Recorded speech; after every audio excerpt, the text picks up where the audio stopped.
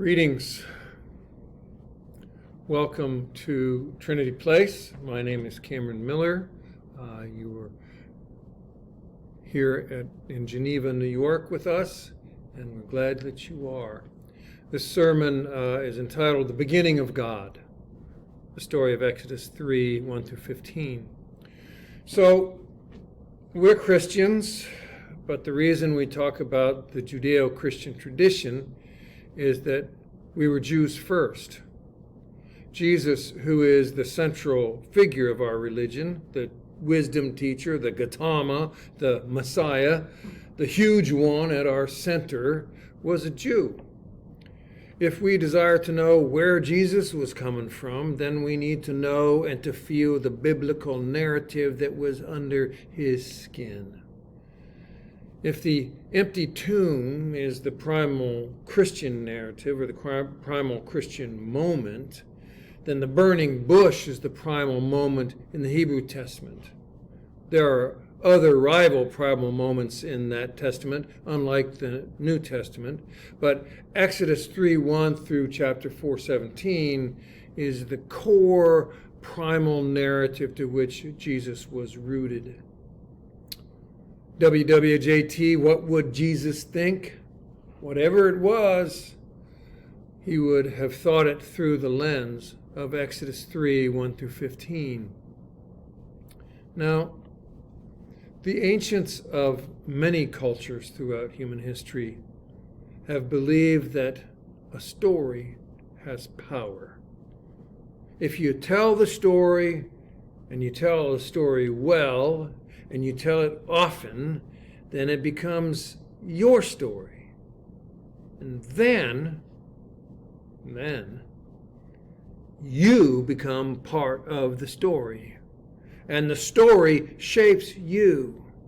And the story shapes those who live with you. In other words, life becomes shaped in the image of the story we tell. Life becomes shaped in the image of the story that we tell. Now, on the face of it, that sounds ridiculous because we're too sophisticated to believe that a story has power when we know darn well that life is shaped by bacteria and DNA and physics. But be that as it may, we also know in our bones, in the muddy and gritty experience of our lives, that the ancients were right. The story that we tell shapes who we are. This could be a sermon about getting in touch with whatever story it is we've hitched our life to, the story or stories that are shaping who we are and the life of the people around us.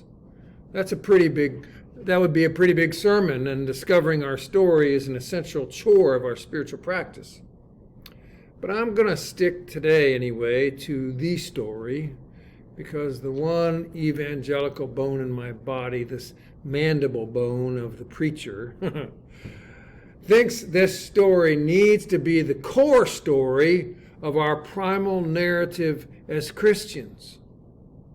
So, as I will tell you about, as I will tell the story, it becomes obvious also why this primal narrative was the primal narrative of 18th and 19th century slave theology in the United States. And I think that we would do well to re-enter this story ourselves. Anyway, just remember that the story we tell shapes the life we live and shapes life itself. Story we tell shapes the life we live and shapes life itself. In the story of Exodus 3, 1 through 15, we learn right up front, right away, at the very beginning, what the differences are between God and human beings, as if it's not obvious. Understand, please, that this is the very first appearance of God in the whole of the biblical narrative. We heard about a few things about God in Genesis, but until this moment with Moses, God has been behind the curtain, and it's here that God inserts God's self smack dab into the middle of things. also understand that while we are used to thinking that the book of Genesis is the beginning of the Bible, it is not. Genesis is a prequel, like the 3 Star Wars movies added to the first trilogy to explain how it all began. Well, Genesis came later, after Exodus, much later in historical time, and was then added as a preface to Exodus to explain some things about what goes forward in the story. But the biblical story really begins with Hebrews in slavery in Egypt. The story begins, the very beginning of the story, the very first paragraph. The story tells us about an increased cruelty and oppression heaped upon the slaves by the Egyptians because the Egyptians lived in fear of the Hebrews who had grown to outnumber them. All tyranny lives in fear of the oppressed because they fear the oppressed rising up to overthrow the tyrants. We read about the same fear among white slave owners in the colonial United States and in the pre-Civil War South. I think we hear some of that today as well. So 3:1 is the first appearance of God in the Bible. Now, first impressions make a big difference, right? So let's look at what we learn about God right from the beginning. What strikes us, or at least what strikes me, is that unlike us, God knows how to create light without fuel. Think about it. We are consumers from the first moment we slip out of the dark. Our fuel efficiency is pretty poor too. But we learn right at the beginning of this story about God and about that we learn that with God, as with all energy, it changes forms but is never destroyed. The burning bush says that. Now, isn't that the first law of thermodynamics or something? I mean, right there in the burning bush, we have an example of God adorned in the basic principles or laws of physics. So we, who are consumers of energy, meet God, who is the source of energy. And then we learn that God, making a first appearance in the Bible, has in fact been around for a very long time, even longer than the story. I'm the God of your fathers and mothers, God says to Moses. But now here in the second paragraph, it's where we learn the most important things about God, most important to us human beings, that is. Right up front, God tells us what happened. First, God says, I saw the misery of my people. I saw it. I saw the misery of my people. Secondly, God says, I heard their cry. I heard their cry as they were being beaten and whipped by their taskmasters. Third, God says, I know they're suffering. Now I want to stop with this one for just a minute and kind of just stare at it. I know they're suffering.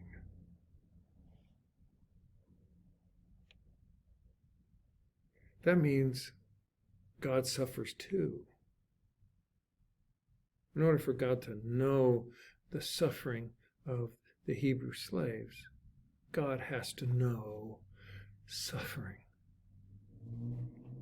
So, how did our story, the one we tell these days, ever come to include a God that was impervious to pain and above it all?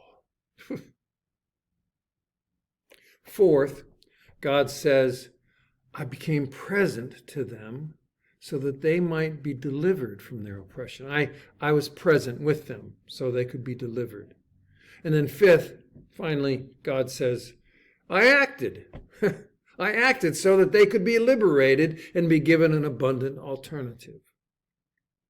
I saw, I heard, I knew, I became present, I acted.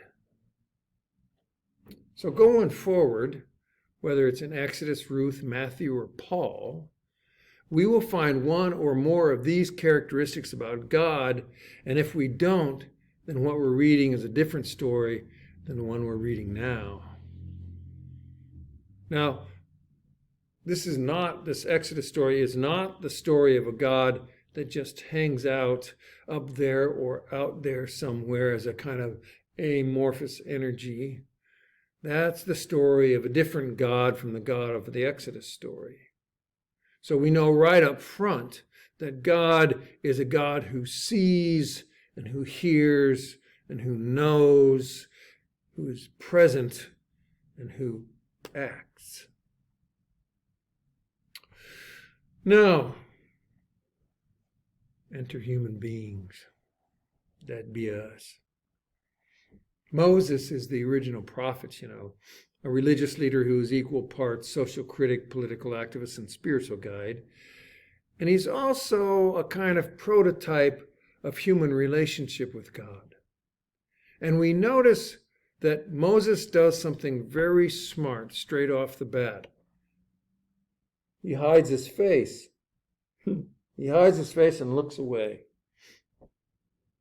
Moses knows, as we all know, if we really think about it, that being in close proximity to God is like Icarus flying too close to the sun. We can't survive such an intimate, unadulterated holiness.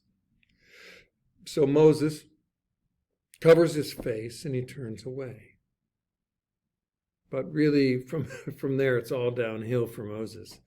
And that's the beauty of the narrative story, Don't Lie. It's actually a very funny conversation that gets lost in translation, and it goes like this. Moses, I want you to go back to Egypt and tell Pharaoh to let my people go. Now, we have to picture the look on Moses' face because Moses is an escaped assassin from Egypt with a price on his head, put there by Pharaoh who felt personally betrayed by Moses. It was a sort of a vendetta sort of thing. So God could probably have knocked him over with a feather. Moses finally responds, I'm not really up to that job. I'm not powerful enough to face Pharaoh like that. Objection number 1. He's got 5 of them. Not to worry, Moses, God retorts. I'll be with you, and I'm powerful enough for both of us. Well, that's nice, O burning bush, but exactly which God are you? Am I dealing with the sun god or the rain god or fertility god, earth god, wind god? Who is it? I mean, Pharaoh is a god too, remember? And he has lots of gods working with him. So I can't go up against that kind of power and without knowing who's got my back. Objection number 2.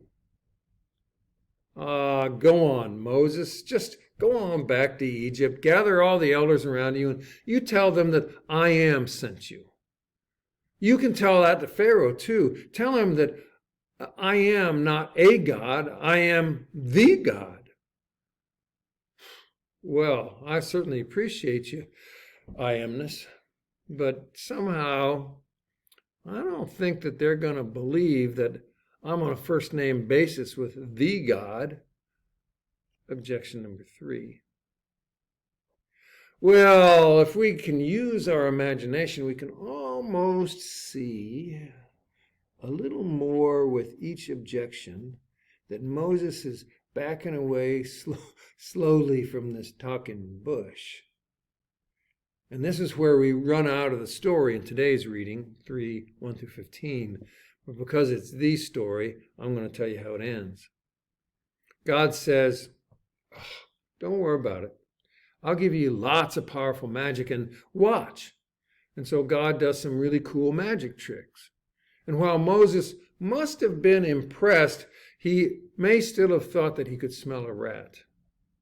I mean, after all, why doesn't God deal directly with Moses? Was this I am God unsure if it could prevail over Moses, or over Pharaoh rather? Moses surely had plenty of survival instinct like most human beings. He didn't make it out of Egypt in the first place by acting like anybody's fool. So Moses says, "Oh, Lord, I would love to do what you ask, but really, I have a speech impediment. It's really a very disturbing disability. It bothers me a lot, and clearly you need somebody much more articulate than me." The fourth objection. At this point, God might be getting impatient and wondering about what kind of partner Moses is going to be. "I told you," God says, "I'll be with you, and I'll put the words you need right on your very tongue." Well, Moses is running out of excuses.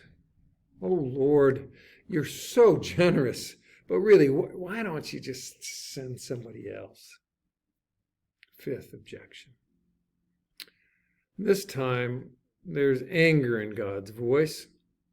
"Look, you little weasel, I will send your brother Aaron with you, and he has a gift of gab enough for both of you. Now you go." All 5 objections are overruled, so Moses finally has to go. Now, the whole thing ends up pretty well, following some dramatic moments of suspense that I'm sure you remember from these stories.